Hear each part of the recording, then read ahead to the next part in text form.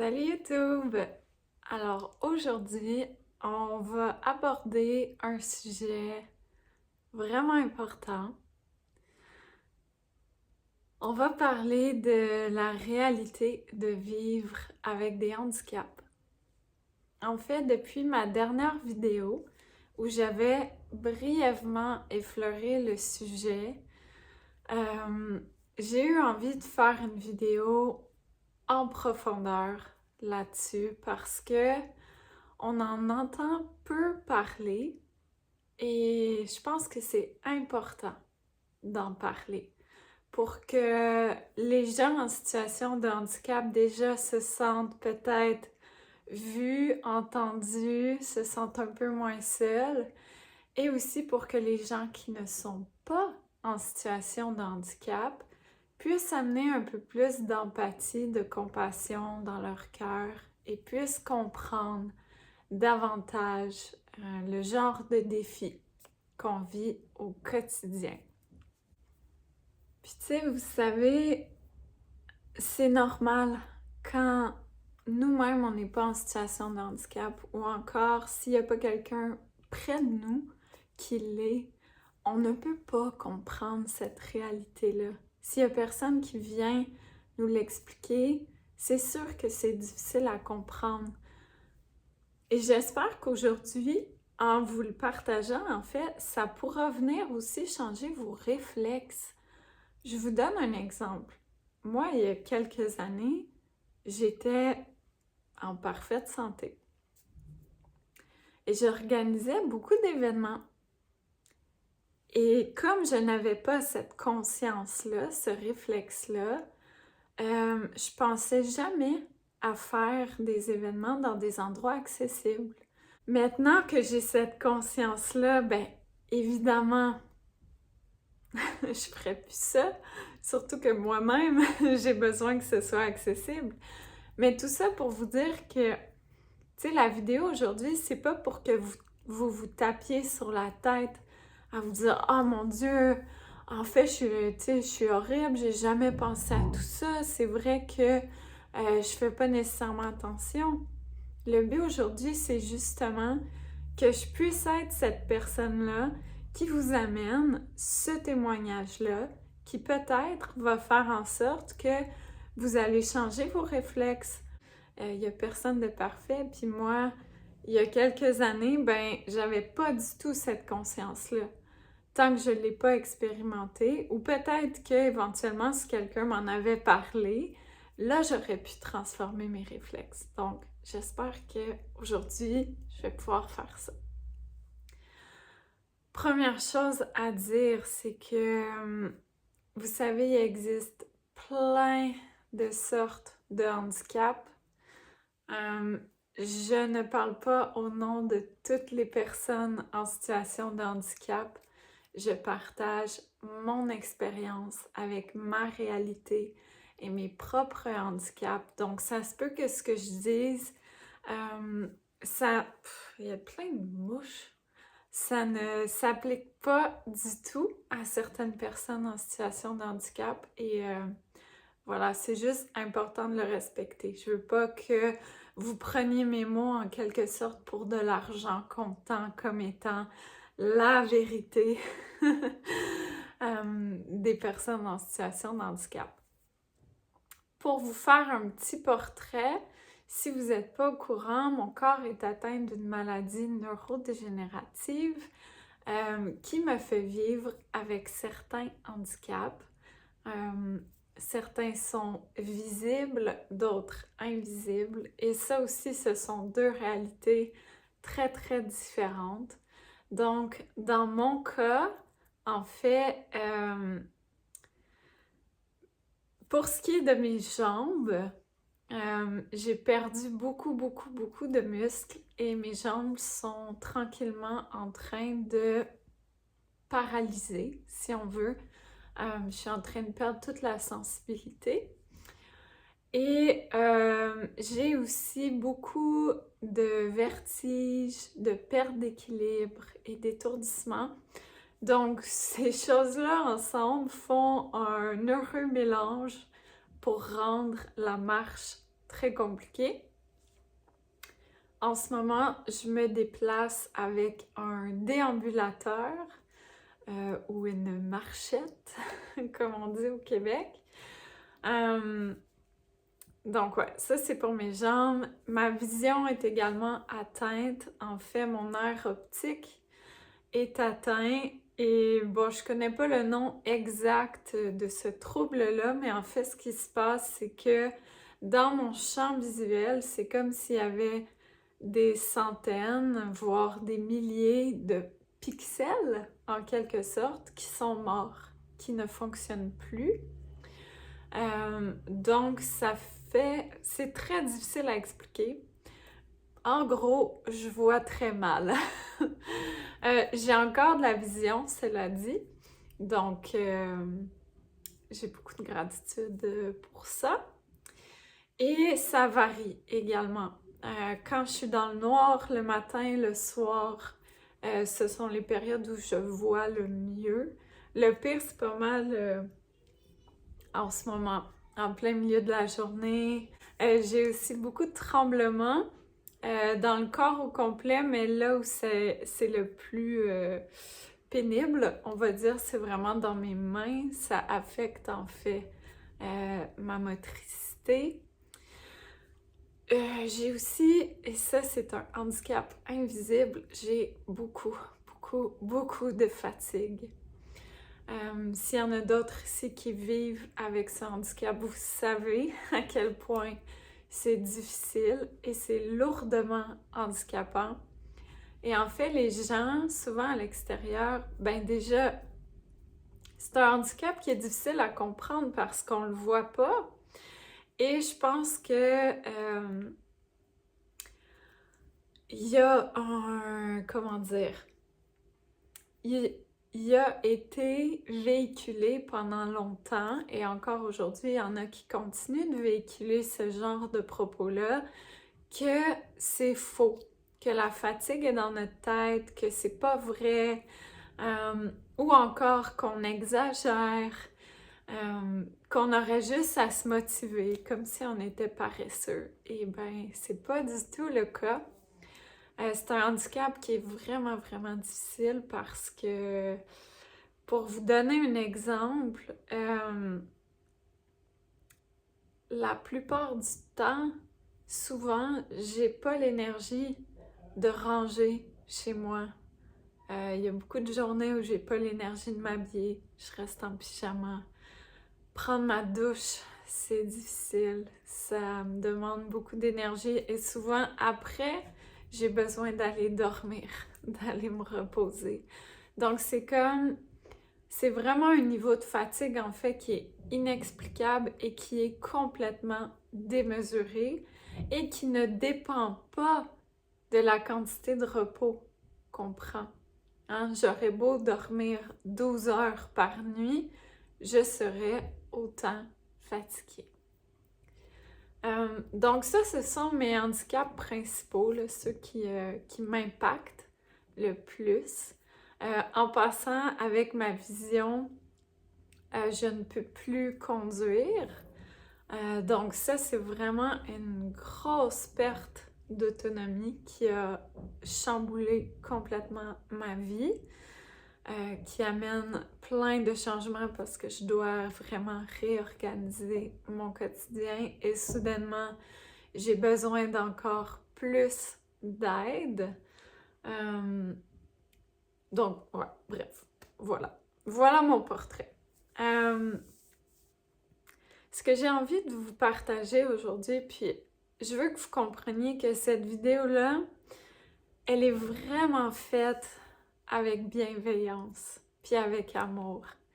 C'est pas une vidéo pour demander de l'aide ou pour faire pitié ou pour amener de la colère contre ce que je vis, contre ce que les gens en situation de handicap vivent au quotidien. C'est vraiment une vidéo là, qui est dans l'amour et dans l'espoir que les gens qui vont la regarder vont peut-être changer leur regard, changer leur réflexe par rapport aux personnes en situation de handicap, Puis j'ai vraiment espoir que ça apporte simplement plus d'empathie, plus de compassion pour ce qu'on vit. Parce que la réalité aujourd'hui, c'est qu'on est encore dans une société qui n'a pas envie qu'on en fasse partie.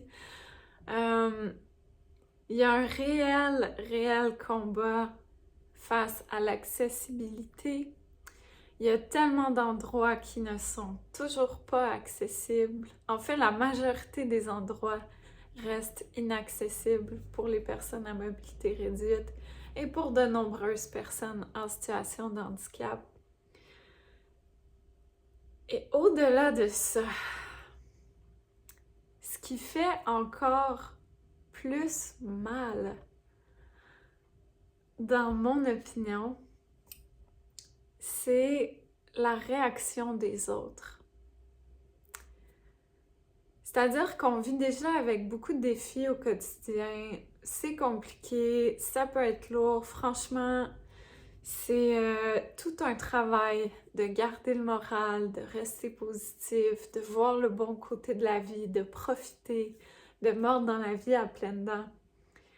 Et quand on ose, en quelque sorte, sortir de chez nous, parce que pour beaucoup de gens, c'est très compliqué, c'est pas facile, ça demande de l'organisation, ça demande de l'aide. Donc, quand on finit par sortir de chez nous, l'accueil qu'on nous réserve, moi, c'est vraiment ce que je trouve le plus difficile.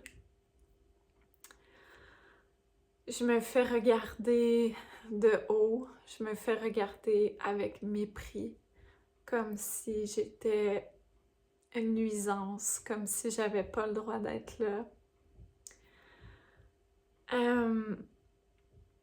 Je me fais bousculer, hein, parfois on me pousse.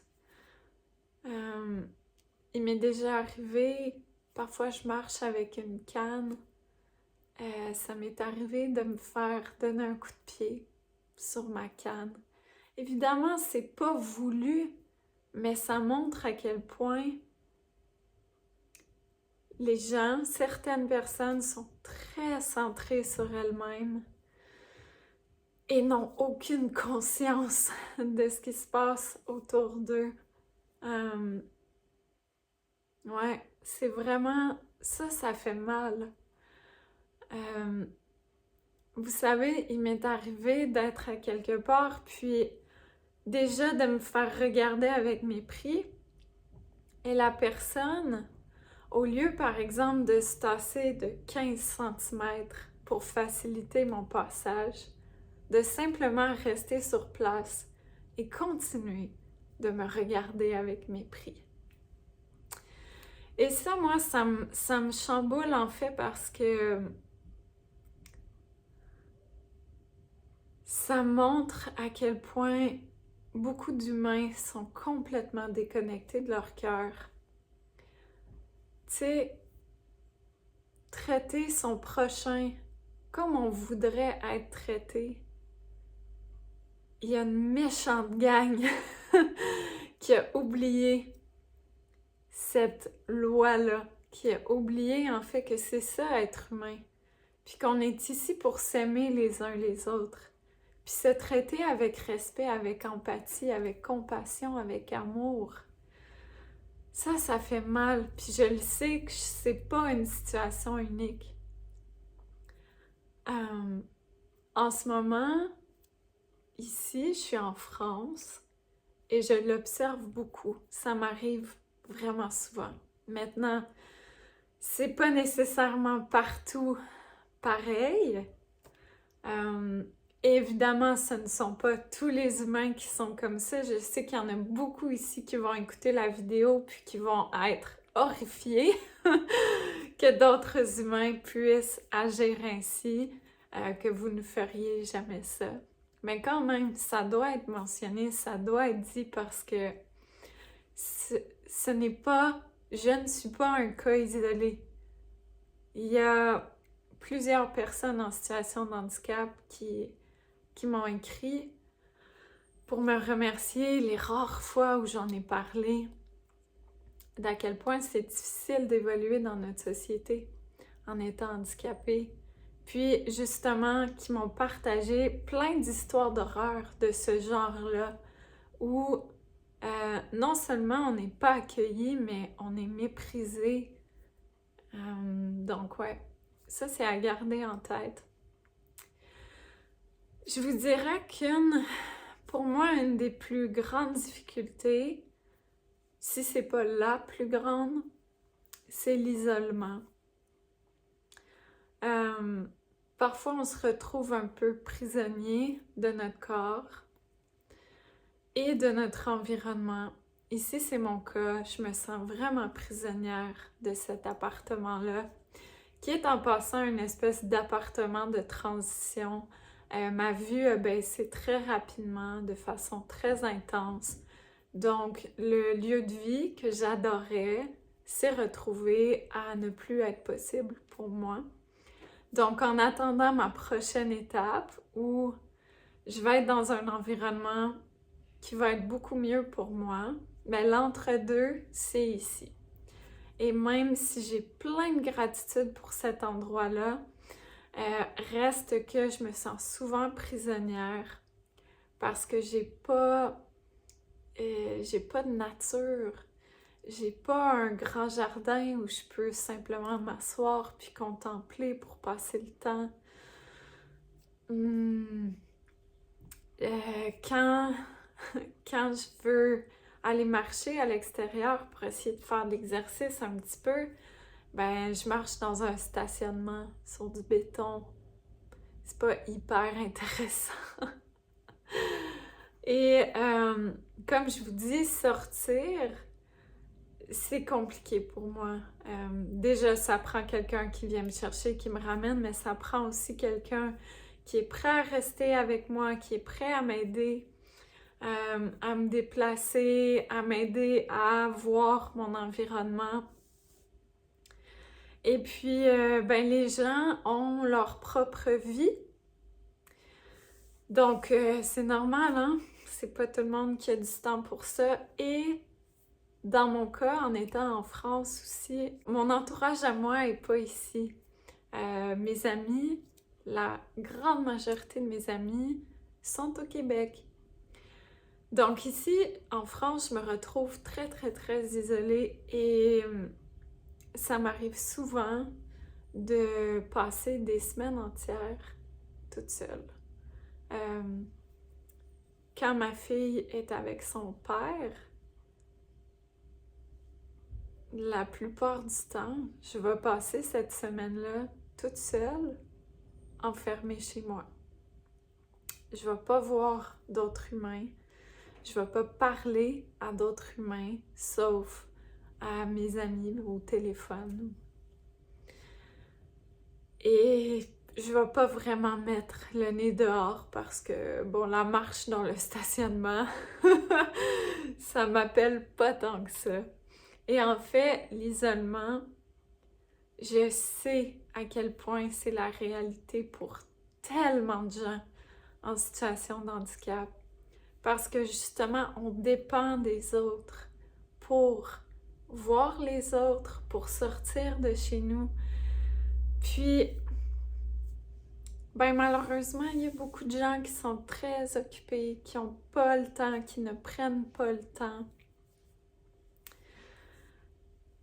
Je pense qu'il y a beaucoup de gens aussi peut-être qui sont mal à l'aise, qui ne savent pas nécessairement comment agir avec nous. J'ai souvent lu, par exemple, des gens qui sont devenus handicapés et qui ont perdu beaucoup d'amis. Donc vraiment, l'isolement, c'est ce qui est une des choses les plus difficiles. On est humain, hein? C'est tellement important, l'interaction humaine, ça fait tellement de bien. Et sinon, en fait, c'est vraiment juste ouais, d'amener de l'amour puis de l'empathie dans votre cœur. Puis comme je vous dis, je sais que ces mots-là ne s'adressent pas nécessairement à vous. J'ai conscience, en fait, de ma communauté YouTube, à quel point la grande majorité d'entre vous, vous êtes des gens tellement dans votre cœur, tellement ouverts, bienveillants. Mais j'espère que cette vidéo-là va peut-être circuler pour qu'on prenne conscience de comment on traite les autres humains. Puis tu sais, aujourd'hui, je parle, oui, des gens en situation de handicap, mais en fait, ça s'adresse à n'importe quelle minorité. Hein? Comment on traite l'autre humain? Sinon, ben c'est ça, la réalité de vivre avec des handicaps. C'est vraiment pas un chemin facile. Il y a des journées où je trouve ça extrêmement difficile de rester positive. Fait que juste si, au moins, je sortais de chez moi, puis, tu sais, c'est pas pour dire, si vous voyez une personne en situation de handicap, précipitez-vous à aller l'aider. C'est pas ça le message. Mais juste, regardez-la comme n'importe quel autre être humain. Regardez-les... Pardon. Ne la regardez pas avec mépris. Ne la regardez pas avec pitié non plus. Et sans lui offrir votre aide, ben au moins peut-être faciliter son passage. Hein, si vous avez besoin de vous déplacer un petit peu pour qu'elle puisse passer plus facilement avec son fauteuil roulant, avec son déambulateur, avec sa canne, faites-le. C'est un message aussi de peut-être sortir la tête de votre nombril, relever la tête de votre écran, de votre téléphone. Ce genre de situation-là, souvent aussi, c'est parce que on n'est tellement pas présent dans le moment présent qu'on n'arrive même pas à voir ce qui nous entoure. Donc, c'est peut-être une invitation à plus de présence, puis à observer ce qui se passe autour de vous. Et ainsi, la prochaine fois, quand vous allez voir quelqu'un qui arrive en fauteuil roulant ou avec une canne blanche, vous allez savoir quoi faire. Et quoi faire, c'est simple.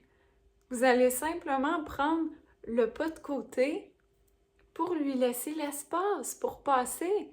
Puis peut-être, si le cœur vous en dit, de lui sourire. C'est tout. C'est pas plus compliqué que ça. Voilà. Hein? Traiter son prochain comme on aimerait être traité. C'est pas facile vivre avec un handicap ou des handicaps. Et puis, si ça vous arrivait, clairement, vous aimeriez être traité avec dignité, avec respect, avec empathie. Donc, voilà. Une vidéo qui invite simplement à plus d'humanité, plus d'amour dans notre cœur. Merci beaucoup d'avoir écouté. Je sais que c'est un peu différent, mais en même temps, je sentais que c'était important d'en parler et surtout parce que j'ai une certaine plateforme en ligne et qu'on en entend rarement parler. Donc, merci, merci, merci d'avoir écouté. Et on se dit à la prochaine pour une autre vidéo.